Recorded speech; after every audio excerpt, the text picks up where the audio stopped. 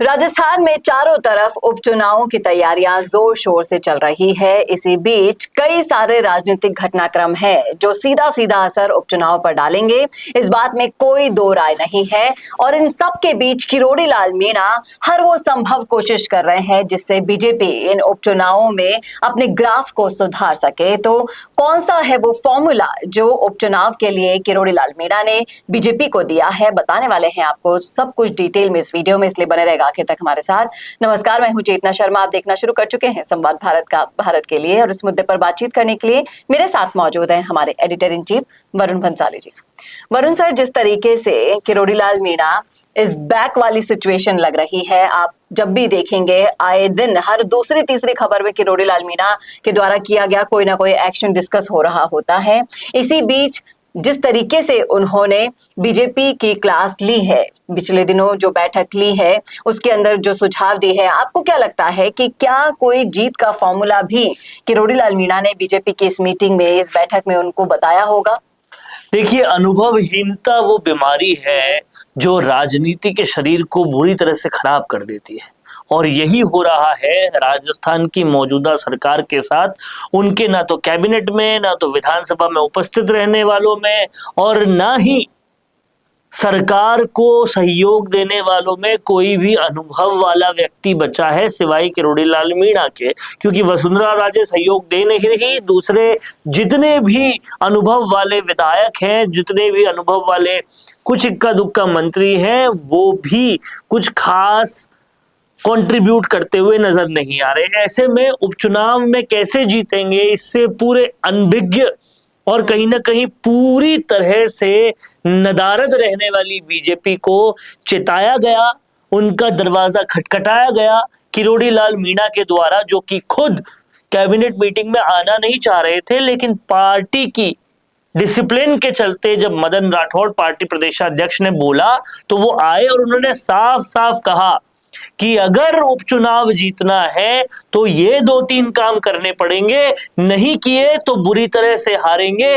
और बहुत स्पष्ट तरीके से ये चीजें बताई उन्होंने। सबसे पहला उन्होंने ये कहा कि हम जिस मुद्दे पर सरकार में आए थे, हमने जो वादे करके सरकार में आए थे कि पेपर लीक के दोषियों को जेल के पीछे डालेंगे, सरगनाओं को जेल के पीछे डालेंगे, जो गलत भर्तियां हुई है उनको रद्द करेंगे, वो कुछ भी हम नहीं कर पा रहे। अब नॉर्मल सी देरी हो रही है, उस देरी को ठीक नहीं किया तो दिक्कत हो जाएगी, और साथ ही उपचुनाव से पहले बड़े एक्शन ले लिए तो सरकार की वाहवाही होने लगेगी और थोड़ा बहुत उपचुनाव में फायदा उससे होगा।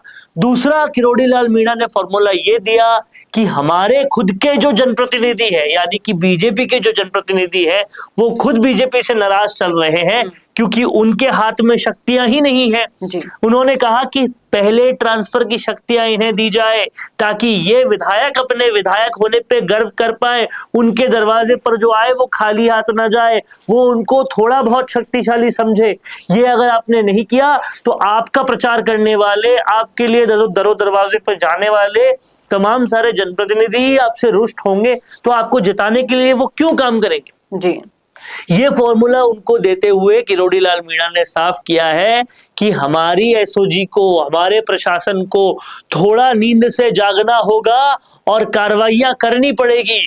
साथ ही उन्होंने जो आरपीएससी को भंग करके नई आरपीएससी बनाने के मामले में भी तेजी करने की मांग की, और उन्होंने कहा ये एक्शन करते हुए अगर हम दिखेंगे तो लोग हम पे भरोसा करेंगे और फिर हमें वोट देंगे, नहीं तो हनुमान बेनीवाल और सचिन पायलट छा रहे हैं और छा जाएंगे और हम नदारद हो जाएंगे। ये पूरा फॉर्मूला वो देकर आए कैबिनेट की बैठक में, और इस फॉर्मूले को अगर नहीं समझती है बीजेपी तो बीजेपी की जो दशा बिगड़ी थी लोकसभा चुनाव में उससे कई ज्यादा बिगड़ेगी ये उपचुनाव में। और सत्ता में होते हुए उपचुनाव में अगर 0 सीटें आती है तो ये बीजेपी जैसी बड़ी पार्टी के लिए वाकई बहुत शर्म की बात होगी और सारे सवाल उठेंगे राजस्थान के शासन पर, राजस्थान के संगठन पर, राजस्थान के प्रदेशाध्यक्ष पर, राजस्थान के मुख्यमंत्री पर, और परफॉर्मेंस क्राइसिस हो जाएगा कहीं ना कहीं। और उसके बाद जो होगा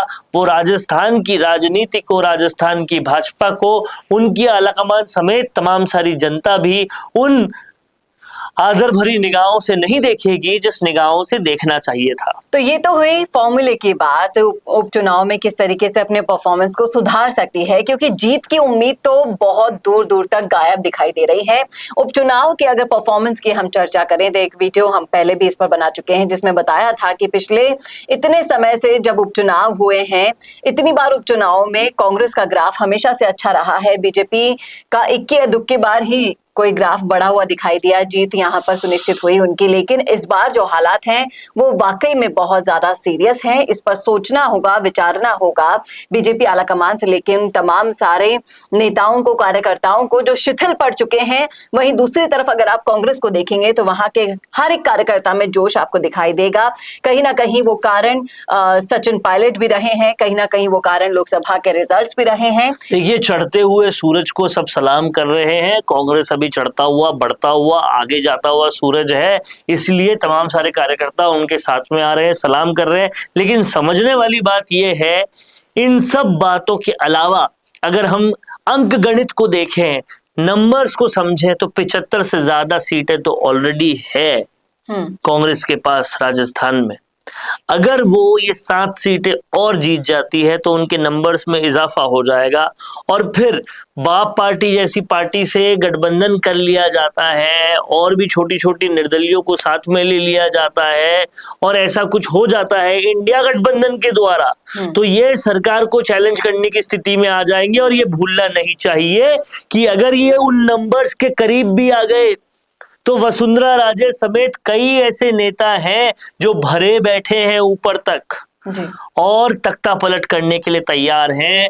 तो समझना पड़ेगा बीजेपी को, संगठन को मजबूत करना है, सरकार को मजबूत करना है तो परफॉर्मेंस देनी होगी, नहीं तो विपक्ष जो है वो पूरी तरह से कॉन्फिडेंट हो जाएगा कि इस सरकार को मध्यावर्ती भी खत्म किया जा सकता है। और अगर ऐसा हो गया तो ये बीजेपी के पास महाराष्ट्र, पिछली बार जिस तरह से महाराष्ट्र छीना गया था, उससे भी काफी बड़ा झटका होगा। लेकिन जिस तरीके से किरोड़ीलाल मीणा के आप इंटरव्यू सुनेंगे, देखेंगे, तो एक बात में उन्हें कहीं ना कहीं आत्मविश्वास नजर आ रहा है कि जो अफवाह आरक्षण को लेकर लोकसभा के समय फैली थी, लोगों ने उसे अफवाह को इतना ज्यादा सीरियस ले लिया था कि वोट ही नहीं दिया बीजेपी को। आपको एक बात समझनी पड़ेगी चेतना, कि हो सकता है लोकसभा चुनाव आरक्षण की अफवाह की वजह से बीजेपी हार गई हो, लेकिन लोकसभा चुनाव के बाद बीजेपी का क्या ग्राफ बढ़ा है? नहीं, बीजेपी का ग्राफ बहुत तेजी से घटा है। तो उस वक्त गलतफहमी, सही गलतफहमी हो गई, लेकिन अब जो ग्राफ घटा है उसका फायदा जो है बीजेपी को नहीं, कांग्रेस को मिलेगा। और कहीं ना कहीं जिस तरह से, जिस तेजी से ये ग्राफ घट रहा है, मुझे लगता है कि बीजेपी को और भी ज्यादा मुश्किलें होने वाली है, क्योंकि दौसा जीतना बीजेपी के लिए नामुमकिन है, झुंझुनू जीतना बहुत ही ज्यादा मुश्किल है, वहीं टोंक का जो इलाका है वो जीतना और भी ज्यादा मुश्किल है। 2 इलाके पूरी तरह से बाप पार्टी ने घर कर रखे हैं। सलूम्बर में कोशिश की जा सकती है, लेकिन वहां पे पारिवारिक लड़ाई की बात आ रही है। उसी के साथ साथ आप अगर ये देखें कि अलवर का जो इलाका है जहां जुबैर खान ने खाली की है सीट, तो वहां पर भी बीजेपी कोशिश कर रही है। बीजेपी के 2 ही फोकस पॉइंट है, एक अलवर का रामगढ़ और दूसरा जो है वो सलूम्बर।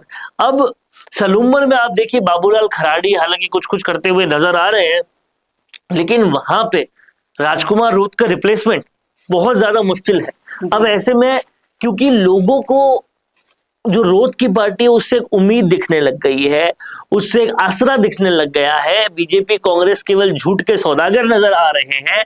क्योंकि कांग्रेस में वो जो महेंद्रजीत सिंह मालवीय थे जो सारी उम्र बीजेपी को बुरा भला बोलकर ही कहीं ना कहीं अपनी रोटियां सेकते आए, वो जब बीजेपी में आ गए तो लोगों ने उनको आउट कर दिया पूरी तरह से, उनको वोट ही नहीं दिया, इसलिए वो हार गए। महेंद्रजीत सिंह मालवीय का विधायक बन के हारना, जो कि अनेकों बार सांसद रह चुके हैं, ये बहुत ही शर्मनाक था जी। अब ऐसे में कांग्रेस के पास कुछ बचा नहीं, बीजेपी के पास कुछ ज्यादा है नहीं, और बाप पार्टी बढ़ती जा रही है। तो बीजेपी को यहाँ पर, और कहीं दूसरी बात ये, सहानुभूति के वोट तब मिलते हैं जब कहीं ना कहीं सामने जो खड़ा हो रहा है, मतलब जो शख्स दिवंगत हो गया उसके बाद जो खड़ा हो रहा है वो निर्विवाद खड़ा हो। यहाँ फैमिली के अंदर लड़ाई है अमृतलाल मीणा के, ऐसे में किस तरीके से बीजेपी उसको सॉर्ट आउट करेगी, कैसे रामगढ़ को सॉर्ट आउट करेगी, रामगढ़ में हिंदू मुस्लिम ही चलता है क्या वो वापस करेगी, ये सारी बातें देखनी पड़ेगी, नहीं तो बहुत दिक्कत होने वाली। जी, अब तो आखिरी विकल्प सिर्फ और सिर्फ किरोड़ीलाल मीणा ने जो उपचुनाव के लिए परफॉर्मेंस सुधारने के लिए जो फॉर्मूला बताया है वही नजर आ रहा है, जिसको अपनाना बीजेपी के आला कमान से लेकर कार्यकर्ताओं से लेकर नेताओं को बहुत ज्यादा जरूरी होगा, नहीं तो हालात बद से बदतर होते हुए देर नहीं लगेगी। ये तो थी हमारी राय, आपकी क्या है इस मुद्दे पर? अगर आपने देखा है पूरा वीडियो तो रखिएगा जरूर कमेंट बॉक्स में अपनी राय, कैसा लगा वीडियो ये बताना ना भूलेगा, और ऐसे ही और वीडियोस के लिए देखते रहिए संवाद भारत का। भारत के लिए नमस्कार। Hi, I'm Varun. Trending video creation is my passion and I have an experience of 15 plus years in this. Nowadays, I have observed that videos in natural background like in gardens, restaurants or cafeterias, in conference room or hotel lobbies, etc. are getting more engagements and clicks.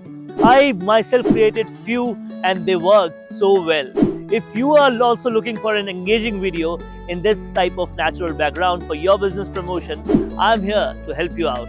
My packages come with variety of services like image insertions, clip insertions, logo insertions, text overlays, etc. Go check them out now. Feel free to ask anything before ordering with me. Hope we join hands soon.